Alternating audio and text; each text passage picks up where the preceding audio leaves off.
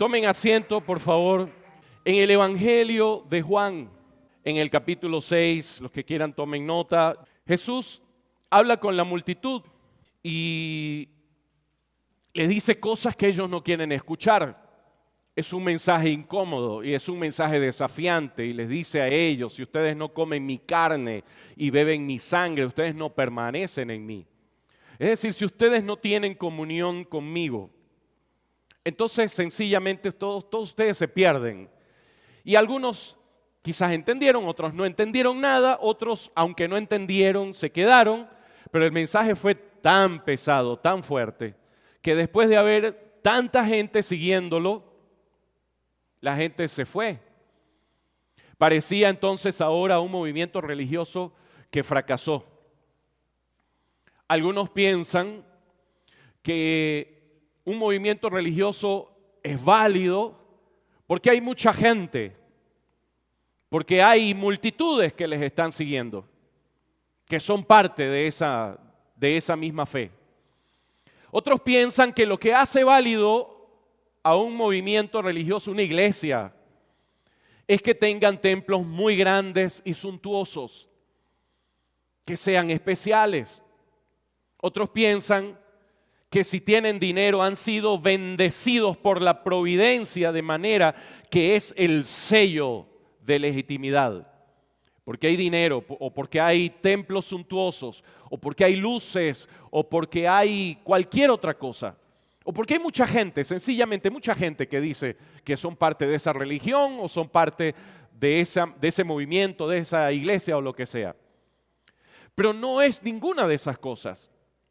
La legitimidad se encuentra en la verdad. La legitimidad se encuentra en estar en Jesucristo. Este movimiento parecía que fracasó porque más de 5,000 personas, por lo menos 5,000, que eran 5,000 hombres y añada usted las mujeres y los niños, que por lo general pues son mayoría. Todos se fueron, no les gustó el mensaje, se fueron. Porque a veces la gente va a las actividades religiosas esperando recibir una suerte de masaje espiritual, un spa para el espíritu.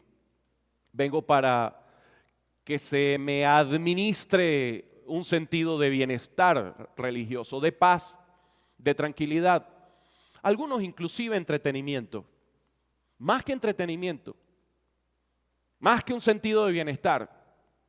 Más que asumir inclusive el mensaje que se predica como si fuera un ejercicio académico, más que escuchar cantos lindos o participar de cantos lindos o hacer catarsis espiritual, emocional, venimos porque seguimos a Cristo. Es otra cosa. El sentido de reunirnos es una cosa diferente. No puedo decir que sigo a Cristo si tampoco estoy atento. ¿Usted está atento? ¿Sí? Hagamos contacto visual. Mire para acá. Si tú entiendes que Dios te está llamando, entonces tú tienes que reaccionar. Él va a decir en este pasaje bíblico, Juan capítulo 6, mis ovejas oyen mi voz y me siguen, los míos me siguen. Si eres de Cristo, irremediablemente vas a seguir a Cristo. Si no eres de Cristo, tarde o temprano tú te vas a apartar porque en algún momento se va a visibilizar el hecho de que estás siguiendo una fe por el motivo equivocado. Porque vas tras las recompensas circunstanciales. Estoy en la iglesia para que Dios me prospere, para que Dios me bendiga, Estoy por los regalos, no por la persona. Estoy por el prestigio social. Bárbaros somos nosotros los reformados, ¿no? Los genuinos, los de verdad, los herederos de la reforma protestante, los que fueron el instrumento de la iluminación de la iglesia.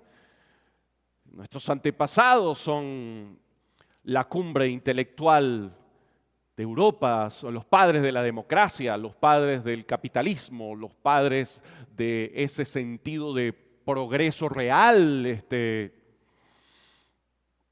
Nosotros, los que tenemos la verdadera teología, podemos convertir una cosa legítima y valiosa en un motivo de arrogancia, también se puede. Por eso es que si nos gloriamos, tenemos que gloriarnos en la cruz de Cristo. ¿Me explico? Es otra noción de las cosas. ¿Por qué estamos acá? Porque me trajeron, porque, no sé, pues porque, a ver si pasa algo conmigo. Mis ovejas oyen mi voz y me siguen. Algunos no se han dado cuenta que escucharon la voz de Dios. Pedro no se había dado cuenta que escuchó la voz de Dios cuando Jesús le dice, esto que tú estás diciendo no te lo reveló ni carne ni sangre, sino mi Padre que está en los cielos. ¿Cuándo? Él no sabía que había escuchado la voz de Dios. Pero la evidencia de que escuchaste la voz de Dios es que te mueves en obediencia a Él. Porque si no lo has hecho, no has escuchado la voz de Dios. A veces no lo sabes que la escuchaste. Pero hay una realidad espiritual vinculada a lo que estamos diciendo. 666, no se te olvide, es muy fácil de acordarse, porque el 666 es como el número maldito, ¿verdad? Es el número horrible, el número de la bestia. ¿Ah? Bueno, en el 666 del Evangelio de Juan, Juan 6:66, dice que unos retrocedieron, que se echaron para atrás. Muchos de sus discípulos volvieron atrás y ya no andaban con él. Así que 666, no se les olvide el número de la apostasía. Aquí el 666 es el que se vuelve atrás y el que ya no sigue a Cristo. Tienes el 666. ¿Ah? No, pero hablando en serio, ¿no? El 666 describe al apóstata, es decir, al que se aparta. Luego el 667 describe el desafío. A ver, Jesús, si fuera como cualquier líder religioso, oye, como que metí la pata, como que lo que hablé fue muy fuerte, fue muy duro, ¿no? Se fueron todos y habían 12. Entonces Jesús se acercó a estos 12 y les dijo, por favor, no se vayan, tenemos una misión pendiente. Amén. Están en desacuerdo, unos dicen que sí, otros dicen que no. No se lo dijo así. Le dijo, no es el momento para retirarse porque pronto verán cumplidas las promesas, no se vayan todavía. No fue eso lo que les dijo. ¿Qué les dijo? ¿Se quieren ir ustedes también? Pero qué relajado, ¿ah? Entonces no importa, ¿cuál es el sentido de una iglesia? Es congregación. Una iglesia, un movimiento religioso. El sentido somos nosotros, la gente que lo constituye. Pero eso no era lo más importante. Lo más importante era la verdad, sea de muchos o de pocos. Y parece que los muchos te los encuentras en la Biblia y los pocos también. Muchos son los llamados y muchos los escogidos, ¿verdad? Pocos los escogidos. Porque amplia es la puerta. Y son todos los creyentes los que entran por ella. No, tampoco. Tengo un desfase el día de hoy. ¿Cómo es la puerta? Es angosta. La puerta que lleva a la perdición es amplia y va un montón de gente por ahí. En la puerta angosta, como que son pocos, ¿no? Por supuesto, no es una justificación para no alcanzar a los muchos. Pero yo no soy el que los elige, ¿verdad? Pues, si yo estuviera eligiendo, después que me vea en el espejo, tampoco me elijo yo. Tú no, y ve un espejo, tú tampoco. Estamos fregados todos. Me explico, menos mal que no soy yo el que está eligiendo. No eres tú, pues no me eliges a mí. ¿Qué tenía el Señor en la cabeza cuando nos escogió? Bárbaro, ni idea. Qué improbables, ¿no? que somos, pero lo hizo. Lo hizo. Y Pedro para mí me llena tanto de esperanza. Porque Pedro es imprudente.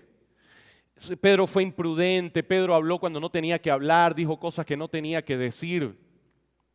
Entonces, yo digo, gracias Señor por el apóstol Pedro, me llena de tanto consuelo. ¿Ve? Yo muchas veces digo cosas que no tengo que decir. Y Pedro llegó a hacer cosas más complicadas y por lo menos a mí nunca me han dicho Satanás. Me han dicho de todo, no me han dicho Satanás todavía. A Pedro le dijeron Satanás y no se lo dijo cualquiera. Y Jesús le dijo a Pedro, apártate de mí, Satanás. Y mira, lo pastoreó, lo perdonó, lo ayudó, lo curó y lo levantó. Perdonó a Pedro. ¿Te puede perdonar? Hay un cántico, cuando yo daba clases en el Liceo San José, tenía amistad con un sacerdote, el padre Aníbal, no sé si alguien lo llegó a conocer. Y el padre Aníbal cantaba muy bien las canciones de Marcos Witt. Era bueno cantando las canciones de Marcos Witt. Las canciones evangélicas, ¿no? Aprendían. Y para mí trabajar con los salesianos fue muy bueno. Y era el único protestante allí. Tuve muy buenas relaciones. Cuando salí de ser profesor en el Liceo San José, algunos de los sacerdotes me preguntaron para orar por mí. Entonces, imagínense, estos sacerdotes teniendo un espacio espiritual con un protestante. Pero escúchame, ¿qué fue lo interesante en este caso? Bueno, buenas relaciones y todo eso, pero hay algo que nunca se me olvidó del padre Aníbal. Donde quiera que esté, que el Señor lo bendiga. Había una canción que cantaba, una vez más le hablaré, de rodillas me pondré, puede ser que una vez más Él me perdone, para el Dios que conoció la tentación, del amigo la traición, yo le pido me perdone, Dios, mi amigo. Linda la canción, hermosa, no es evangélica. La que cantamos al principio también es de un autor católico, Martín Valverde, ¿está bien? Hemos citado 2 canciones de autores que no son de nuestra iglesia, ¿ok? Aprendemos, disfrutamos que el Señor toque la vida de la gente en diferentes espacios. ¿Y sabe qué es lo que yo más disfruto? Que el Señor en su misericordia haya querido bendecirnos también a nosotros, nos haya bendecido, nos haya llenado de su espíritu, nos haya llenado de su gracia. Eso lo celebro, eso lo agradezco. Que Dios nos bendiga. Amén. Que Dios les bendiga. No hemos terminado. El Dios que conoció la tentación, el Dios que experimentó esto, perdona, trajo su perdón. Trajo su perdón sobre Pedro, trajo su perdón sobre gente tan improbable, tan improbable, tan complicada. Y este Pedro, cuando se equivocó antes de los grandes eventos. Lo negó a Jesús 3 veces. ¿Cuántos de ustedes han negado a Jesús? No diga nada. 3 veces, no sé. De diferentes maneras puede que pase. Pedro lo hizo de manera contundente, fue bárbaro lo de Pedro. Y luego nosotros encontramos que Pedro fue lleno del Espíritu Santo y cambió. ¿Cambió o no cambió? Claro que cambió. Fue lleno del Espíritu Santo. Su negación, su cobardía inicial, por supuesto comprensible, totalmente comprensible, pero su cobardía fue transformada en coraje y predicó el día de Pentecostés. Y la gente preguntó, ¿y qué haremos? Y Pedro, inspirado, lleno del Espíritu Santo, les dijo, arrepiéntase y bautícese cada uno en el nombre de Jesucristo. ¿Qué es lo que les dijo que tenían que hacer? Que se arrepintieran y se bautizaran, o sea, sean limpios. Este acto que parte de una realidad de fe, ¿me explico? Este acto que entendemos teológicamente de tantas maneras. Quizás usted no entiende toda la profundidad de lo que pase con el bautismo. Hágalo porque usted le cree al Señor, porque dijo que lo hagas. Y luego investigue y aprenda más. Y, wow, todo lo que implica el bautismo. No lo sabes todo, pero sé bautizado. ¿No se han bautizado todavía alguno de los que está aquí? Anótese y se bautiza, ¿ok? Sea bautizado en el nombre de Jesucristo. No vas a poder pasar las pruebas de teología todavía. No tienes que graduarte como teólogo. No tienes, no puedes pasar los parámetros de santidad que tú has imaginado, que te ha construido las formas de la religiosidad tradicional, que te han dicho qué es santidad y qué no es santidad. No pasas la prueba, no tienes cómo. No tienes cómo. Y sin embargo, por la gracia de Dios, tú puedes venir a las aguas del bautismo. Porque el que es de Cristo oye su voz y le sigue. Seguir a Cristo en este caso, tiene que ser bautizado en el nombre de Jesucristo para perdón de los pecados, como dice la palabra de Dios. ¿Qué significa y todo lo demás? ¿Y cuáles son las implicaciones y el origen de la palabra? ¿Y qué es el baptismo, metanoia, y el paido y el credo bautismo? ¿Qué significa? No sabes a lo mejor. ¿Me explico? Y también eres invitado a bautizarte. Le dieron la clase de teología al eunuco que estaba con Felipe, se la dieron a los que estaban, no tuvieron la clase de teología, se la dieron a los infantes de la casa porque le dijeron, cree tú, serás salvo tú y tu casa. Y él y su casa todos fueron bautizados. No dice fueron bautizados todos menos los niños, fueron bautizados todos menos esto, no. El pater familia decide la fe de la casa y la gente actúa por una respuesta de obediencia. Está relacionada con la gracia, gracias a Dios. El padre de la familia creyó, el jefe de la familia creyó, todos nos hicimos cristianos, entendimos la fe cristiana, no entendieron ni papa. Como algunos de ustedes de repente que están acá y no entienden ni papa, pues ni siquiera prestan atención. No, mentira, están prestando atención. Como yo no he entendido muchas veces, o como yo he entendido intelectualmente algo y quizás no lo he entendido espiritualmente, y todos estamos en el mismo camino, todos estamos entendiendo, todos estamos aprendiendo. ¿Sí o no? Y sigue entonces la palabra del Señor afirmando estas realidades. Este Pedro predicó de esa manera, les dijo eso, lleno de coraje. ¿Y qué les parece? ¿Se hizo perfecto Pedro? Después de ser lleno del Espíritu Santo, el gran apóstol, el hombre de Dios, el referente de la iglesia, columna de la iglesia lo llamó el apóstol Pablo. El mismo apóstol Pablo que lo llamó columna de la iglesia también lo llamó hipócrita. No de espaldas, no hablando por detrás, no metiendo chisme. Le dijo a él que era un hipócrita porque era de condenar. Y le dijo a los Gálatas, quiero que sepan que le dije esto a Pedro, ¿por qué? Porque está cometiendo el error que ustedes están cometiendo. Y si se los estoy corrigiendo al propio Pedro, se lo estoy corrigiendo a ustedes también. Que es de condenar todo este rollo de legalismo, todo este tema de poner la ley por encima, que ahora se quieren circuncidar, que ahora se quieren hacer judíos, disfrazarse de judíos siendo gentiles. ¿Qué les pasa a ustedes? ¿No tienen identidad? ¿Qué les pasa? ¿No han conocido a Cristo? Empezaron en el Espíritu y van a terminar en la carne. ¿Se da cuenta? Y este apóstol Pablo, que corrigió a Pedro, también se equivocó. Y se equivocó con Bernabé, por ejemplo, por falta de misericordia. Por el rollo de Juan Marcos, averígüenlo en la Biblia. Cristo, predicamos a Cristo. ¿Y quién es Jesús? ¿Quién es este Cristo al que predicamos? ¿Quién es este Cristo al que el apóstol Pedro le responde? Señor, verso 68, ¿a quién iremos? Solo tú tienes palabras de vida eterna. Él tiene palabras de vida eterna. La vida eterna está en él. La vida que vale la pena vivirla está en él. ¿Sí me explico? Es de Cristo. La vida que vale la pena vivir es de Cristo, la vida eterna. Y dice, y nosotros hemos creído y conocemos que tú eres el Cristo, el Hijo del Dios viviente.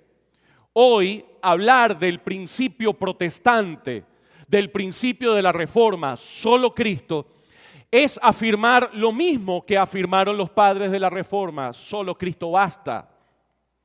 No necesitamos otros mediadores.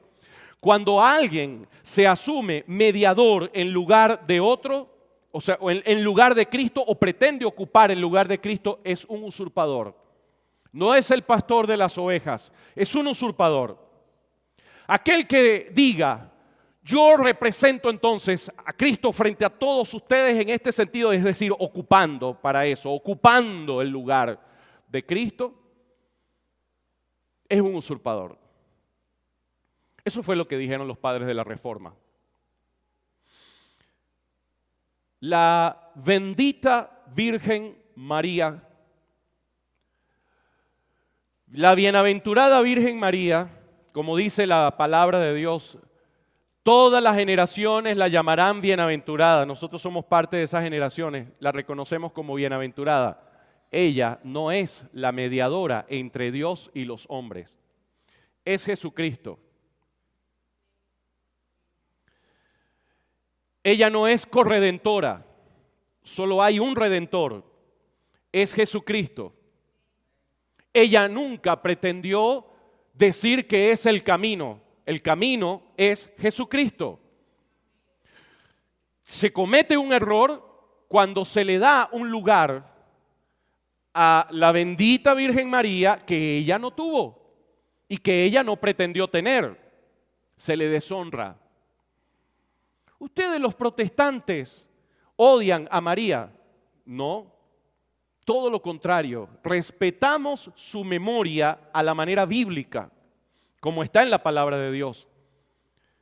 No la disfrazamos como si fuera un ídolo pagano. No es Diana de los Efesios vestida de otra manera, vestida de María, no. No tenemos cultos idolátricos. Porque cuando yo rindo culto a las criaturas, y María es una criatura, antes que al Creador, cuando yo digo entonces yo soy un seguidor de María, entonces tú eres un mariano, no eres un cristiano.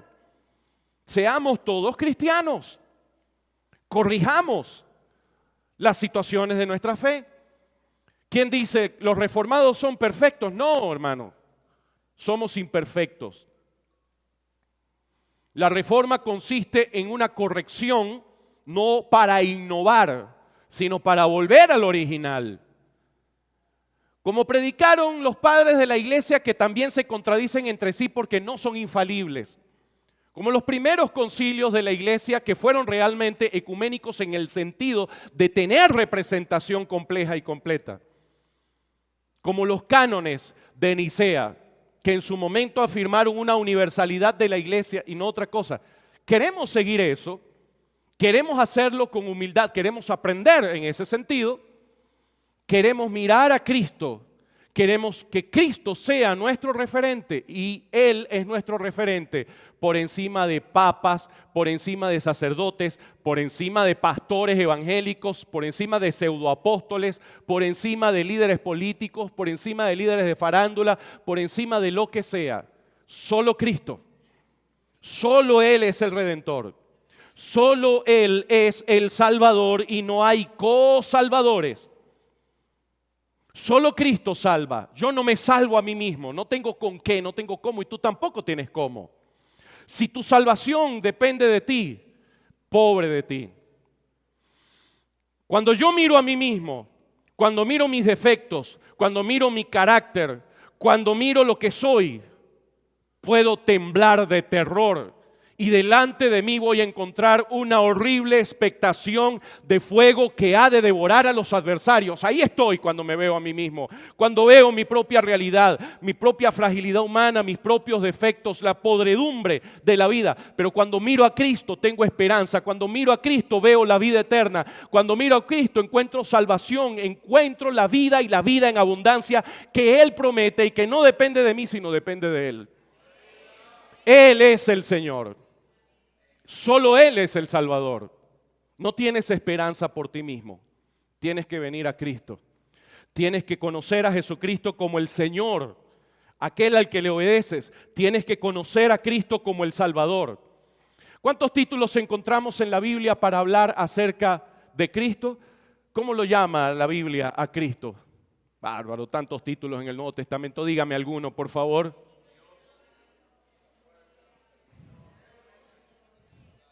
La puerta, ¿qué más?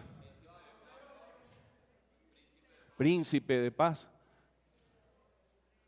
Hablen, sin vergüenza.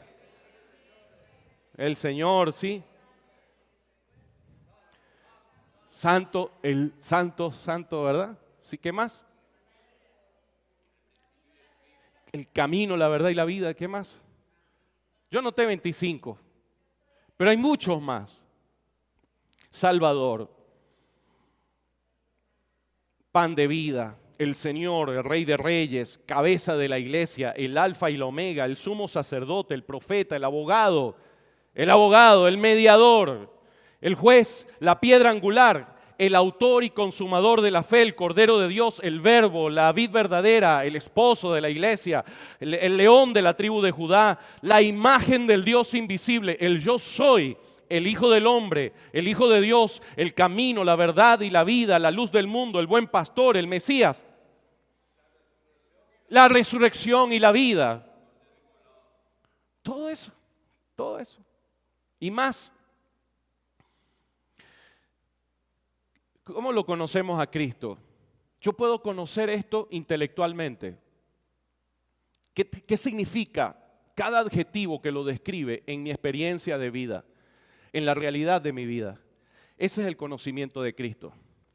¿Cómo te gustaría que te conozcan tus hijos? ¿A través de un libro o personalmente? Es diferente, ¿verdad? Voy a hacer mis memorias y voy a tener una relación con mis hijos a través de estas memorias. Las memorias son una introducción. Ojo, porque cuando hablamos de la Biblia, cuando hablamos de la palabra de Dios, este no es un libro cualquiera. Este sí es infalible. Todos los líderes religiosos se han equivocado, se han contradicho entre sí. Los consensos de los seres humanos, los sínodos de nuestra iglesia, los sínodos de otras expresiones, los concilios, todos pueden errar porque están compuestos por hombres, por seres humanos, todos yerran. La palabra de Dios es infalible, esta no se equivoca. Esto es diferente, ¿ok? No se equivoca.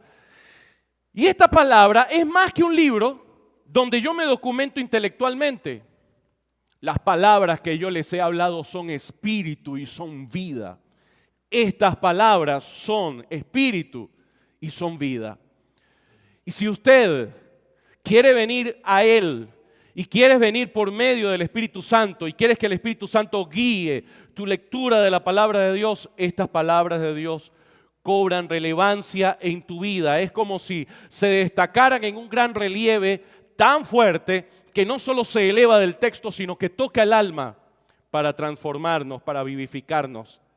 Cuando hablamos de solo Cristo como uno de los postulados característicos de la Reforma Protestante, nosotros estamos hablando de la exclusividad de Cristo, de la exclusividad de su obra, la exclusividad de su obra. Él es exclusivo cuando dice yo soy el camino, Él no es un camino. No es que todas las religiones son un camino para llegar, no, Jesús no dijo eso. Puede que suene arrogante, pero Él no dijo, yo soy un camino. Él dijo, yo soy el camino, yo soy la verdad, yo soy la vida. No uno, en términos excluyentes de otras posibilidades. Creemos en que Dios en su gracia generalizada, muestra a los seres humanos aspectos de la verdad. Y que el hombre buscando a Dios puede encontrar inclusive en los eventos de la naturaleza una comunicación del cielo, como dice el Salmo 19. Los cielos cuentan la gloria de Dios, el firmamento anuncia la obra de sus manos. Aprendo de Dios porque he mirado la creación, aprendo de Dios en mirar la conciencia, pero mi aprendizaje de Dios está mediado por mi condición pecaminosa. Por eso necesito a Cristo. Por eso la revelación natural, la revelación general es insuficiente. Por eso, aunque a ciegas palpando, algunos se enteran de las cosas espirituales, por supuesto, pero Él es la verdad perfecta. Si alguien va a ser salvo, en los términos en que Dios necesita, los términos son Jesucristo. Por medio de Jesucristo, es por la obra hecha por Jesucristo. Él es, repito, el único mediador. Primera de Timoteo capítulo 2 verso 5 dice, porque hay un solo Dios, uno solo, y un solo mediador entre Dios y los hombres, uno solo, uno solo. No es mi madre querida que está en el cielo. Mi madre querida que está en el cielo, bendita sea su memoria, no es mi mediadora. Por eso yo no puedo tener idolatrías. No es idolatría entonces rendirse ante imágenes y cosas así, lo es. Pero ustedes tienen foto de su mamá en alguna parte. Yo no saco la foto de mi mamá en procesión, ni le pongo velas, ni hago, ni salgo corriendo a darle besos a la foto, a postrarme ante la foto. No hago eso. Mi madre no es Dios. Solamente hay un Dios. Solo Dios merece ser adorado. Solo hay un mediador entre Dios y los hombres, es Jesucristo. No hay otro. Es el único redentor.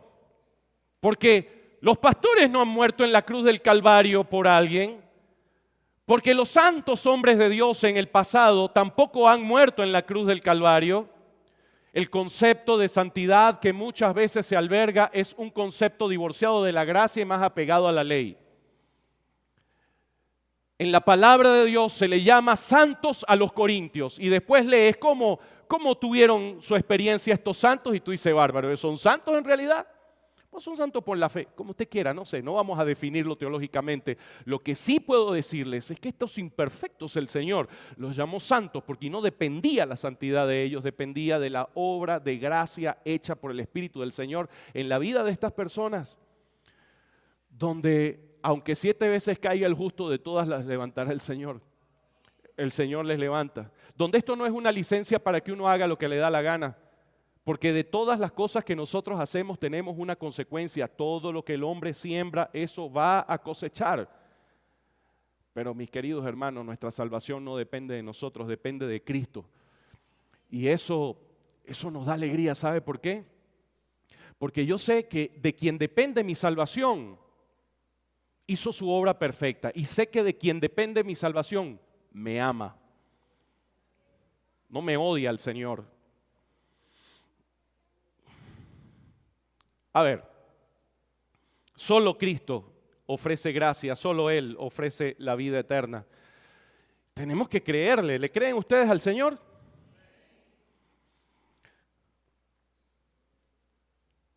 Mira, dice la palabra de Dios, Romanos 6:4, porque somos sepultados juntamente con Él para muerte por el bautismo, a fin de que como Cristo resucitó de los muertos por la gloria del Padre, así también nosotros andemos en vida nueva. Por el bautismo me identifico entonces con su muerte y con su resurrección. ¿Usted cree eso? ¿Usted cree a la Biblia? ¿Usted cree a la palabra de Dios? Si usted creyera eso, no postergue el bautismo. No tenemos siempre la capacidad de ser los modelos de las cosas que enseñamos, porque nosotros no nos predicamos a nosotros mismos, predicamos a Jesucristo. Y entendiendo que predicamos a Jesucristo, permítanme hablar de mí mismo y sin que me malentienda, tengo muy pocas cosas de qué presumir, solo quiero contarles esto como experiencia. Fui atleta de alto rendimiento, no parece, ¿verdad? ¿Cómo se ve que los años han pasado y me han golpeado salvajemente con una brutalidad implacable? Pero fui bueno en lo que hacía. Y iba a representar al estado Miranda en un deporte violento. Pero el más hermoso de los deportes violentos, el taekwondo. Dios inspiró a los coreanos.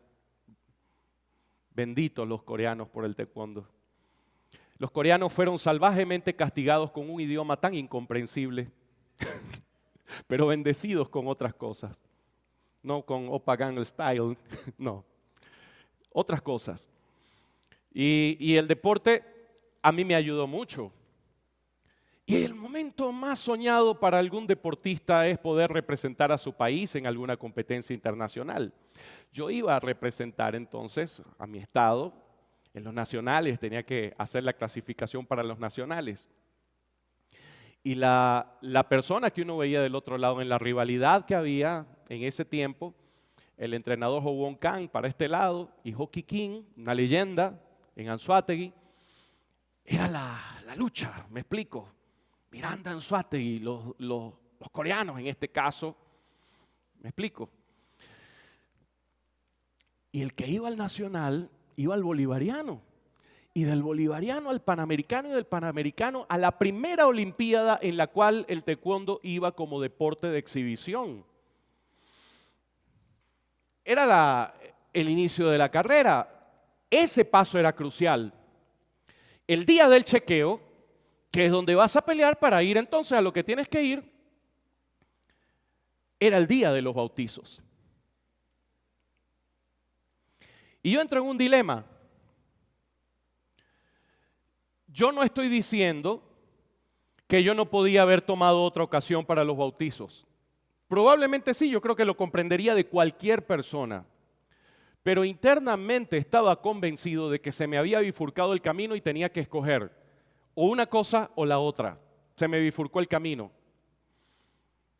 Bueno, decidí bautizarme y yo fui catalogado de muchas cosas.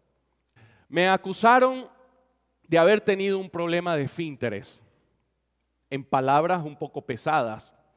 ¿Por qué? Porque me tocaba con Anzoátegui, con el señor Luis Rivas. Dios lo bendiga donde quiera que esté. Era el atleta que fue agraciado cuando fue a la Olimpiada, porque él fue agraciado con comerciales de Per Plus, con apoyo para todas esas cosas. Yo me fui a bautizar. Costaba estudiar a tu rival en un tiempo donde lo que había era VHS. Estoy revelando mi antigüedad. Hoy día no, hoy día tú ves cómo pelea a alguien, lo puedes ver en sus propias redes sociales para estudiar más o menos cómo se comporta, cuál es la dinámica. No, las cosas antes eran un poquito más complicadas. Fui al bautismo. Yo sí creo aún que el Señor me llamó. No es lo mismo que pasa con cualquiera. Generalmente los campeones de Asia son evangélicos en este deporte. Los de Corea. Corea, una población evangélica bastante alta. Pero asumí que el Señor me estaba llamando. Y cuando yo asumo literalmente, cuando tú asumes literalmente las Sagradas Escrituras, ¿qué es lo que Dios dice en su palabra? Y tú crees de verdad, tú procedes como quien cree de verdad. Si dice su palabra que se bauticen, ¿qué es lo que yo tengo que esperar? ¿A comprender las profundidades teológicas de lo que implica el bautismo? No. ¿A graduarme de perfecto? Tampoco. Sencillamente obedezco, porque si soy de Cristo, oigo su voz y le sigo. Quiero invitarlos a eso, porque les hablé de quién es Jesús aquí en la Escritura. ¿Cómo es Jesús? ¿Cómo es Jesús? Todos tenemos una experiencia personal de cómo es Jesús. Los datos de lo que hace nos dicen un poco cómo es. Amó a los niños y los niños lo buscaban. Los niños no buscan a personas amargadas y personas que parecen peligrosas. No suelen hacerlo, me explico. Quiere decir que era el tipo de personas con las cuales los niños podían sentirse seguros. Las personas generosas son personas con las que se pueden sentir seguros. Jesús amó a los niños, pero Jesús también extrañamente se juntó con las personas rechazadas. Habló con la samaritana, una mujer también improbable, una mujer probablemente de mala reputación, una mujer quebrada por los fracasos sentimentales. ¿Cuánta gente no se quiebra por los fracasos? En sus matrimonios, en la vida sentimental. ¿Cuánta gente no se quiebra por las cosas, con las pérdidas que puedan tener en la vida? Venimos de la quiebra, los seres humanos, de diferentes tipos de quiebra. Ella venía de pretender ser valorada. Y cabe lo que cantábamos al principio, porque ninguno de los esposos que tuvo esta mujer, ni el que tenía de momento, podía amarle genuinamente como le ama Jesús. Nadie puede amarte como te ama Cristo, como te ama el Señor. Realmente te ama, y parte tu sentido de dignidad cuando entiendes y crees que te ama realmente. No te molestes porque alguien más no lo haga. No te molestes por los que hablan mal de ti. No te sulfures porque la gente no te retribuye como tú das. Es que yo he dado tanto, tanto, tanto y me devuelven nada. Y entonces vives quejándote y en un rollo y en una situación. Lo que tú necesitas es el amor de Cristo, y el amor de Cristo es suficiente. Él es suficiente. Así que deje la lloradera, deje el rollo, deje la cosa. ¿Me explico? Cristo es suficiente. Hagamos nosotros lo que a nosotros nos corresponde. Amemos nosotros. Amemos nosotros. Sembremos nosotros en ese sentido y esperemos la cosecha de Dios, de Él, que venga de Él, este que estuvo con tantos, mis queridos hermanos, y que entregó su vida. Jesús confundió todos los códigos de la época. Jesús que habló con acertijos, con parábolas, con mensajes que escandalizaba a la gente. Era cualquier cosa menos alguien que aburría, era cualquier cosa menos alguien del común. No era necesariamente agradable para todos, de hecho para muchos fue muy desagradable y para otros por supuesto que fue otra cosa. Acomodó a los desacomodados y a los que estaban muy acomodados los desacomodó, es decir, su mensaje tenía este poder de generar una controversia no solo social, pero especialmente espiritual. Desafió la cultura, hizo algo diferente, hizo algo extraordinario. Lejos de ser un legalista, vino a ser un libertador. No era el Dios lejano, es el Dios que se acercó. Es Él, hecho carne, hecho hombre, que se encarnó de María la Virgen y que vino para tener un encuentro con nosotros. Este Jesús no es aquel que propuso la religión de los sacrificios, los hábitos que venían a significar una opresión sobre las vidas de las personas. No, porque las tradiciones que son tradiciones de vida, son tradiciones amables, son tradiciones basadas en la palabra del Señor y realmente nos alimentan. Él vino a traer algo más, Él vino a traer vida y vida abundante, vida plena. Esto es lo que vino a traer Jesucristo. ¿Sabes una cosa? Muchas veces nosotros pensamos, pues hay que buscarlo a Cristo, hay que buscar a Jesús. ¿Ustedes vinieron a buscar a Jesús? Levanten la mano los que vinieron a buscar a Jesús. Está bien que vengamos a buscar a Jesús. Pero antes de que tú busques al Señor es porque Él te estaba buscando a ti. Cristo te ama en espíritu y verdad, decía José Luis Rodríguez. Búscalo, búscalo y verás que al fin la paz encontrarás. Está bien buscarlo, pero ¿tú sabes por qué lo buscamos? Porque Él nos buscó primero. Él viene a nuestro encuentro. Es el que va a buscar a la oveja perdida. ¿Quién crees tú que es la oveja perdida? La ves en el espejo, ¿verdad? Y entonces lo fue a buscar a la oveja perdida. Este es como el padre del pródigo que sale al encuentro y lo busca al hijo que estaba perdido. ¿Qué les parece? Como el profeta Oseas, que le mandó el Señor a casarse con una mujer prostituta. Bárbaro, el profeta Oseas. Y que luego entonces quiso mostrar en esa reivindicación de la dignidad de una persona y del perdón en diferentes momentos lo que era su relación con Israel, con el pueblo de Dios. ¡Qué bárbaro! Tremendo. Es impresionante el inexplicable amor del Señor. Quiero terminar por donde empezamos. Romanos capítulo 8, verso 31. ¿Qué pues diremos? Si Dios es por nosotros, ¿quién contra nosotros? El que no escatimó ni su propio Hijo, sino que lo entregó por todos nosotros, ¿cómo no nos dará también con Él todas las cosas? ¿Quién acusará a los escogidos de Dios? Dios es el que justifica. ¿Quién es el que condenará? Cristo es el que murió, más aún el que también resucitó, el que además está a la diestra de Dios, el que también intercede por nosotros. ¿Quién nos separará del amor de Cristo? Tribulación o angustia o persecución o hambre o desnudez o peligro o espada, como está escrito, por causa de ti somos muertos todo el tiempo, somos contados como ovejas de matadero. Antes en todas estas cosas Diga conmigo, somos más que vencedores.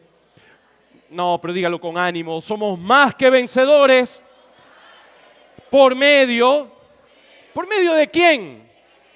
De aquel que nos amó. ¿Quién nos amó? Por lo cual estoy seguro de que ni la muerte, ni la vida, ni principados, ni ángeles, ni potestades, ni lo presente, ni lo porvenir, ni lo alto, ni lo profundo, ni ninguna otra cosa creada, nada nos podrá separar del amor de Dios que es en Cristo Jesús, Señor nuestro. Aleluya, aleluya, aleluya. Dele ese aplauso fuerte a Jesucristo. Diga aleluya, póngase de pie. Diga gracias, Señor. Gracias, Señor, por tu amor tan inmenso, por la gracia que no hemos merecido, por el regalo de la salvación, de la vida eterna. Te adoramos, Señor. Te exaltamos a ti. Tú eres el Rey de Reyes. Tú eres el Señor de señores. Nuestra vida está en tus manos.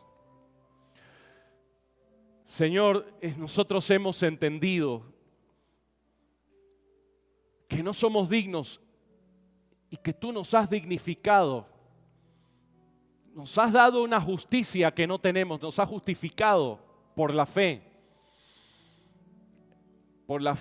en Jesucristo. Solo en Cristo, solamente en Él. La salvación está en Él. Gracias, Señor. Hoy oramos para que tú nos des la gracia de perseverar, que tú nos ayudes cada día, que tú nos llenes con tu Espíritu Santo, nos ayudes a caminar en tu propósito y en tu voluntad. Te pido por los que han estado cargados, oprimidos, por los que en algún momento pasan por la desesperanza, que cuando pasamos por estos momentos tan dolorosos, sabemos que tú no nos dejas y que estás con nosotros. Señor, llénanos de ti y ayúdanos a permanecer firmes. Te lo pido en el nombre de Jesucristo. Amén. Y que la paz de Dios que sobrepasa todo entendimiento, la paz de aquel que es Padre, Hijo y Espíritu Santo, abunde en sus vidas ahora y siempre. Amén. Estamos despedidos, hermanos.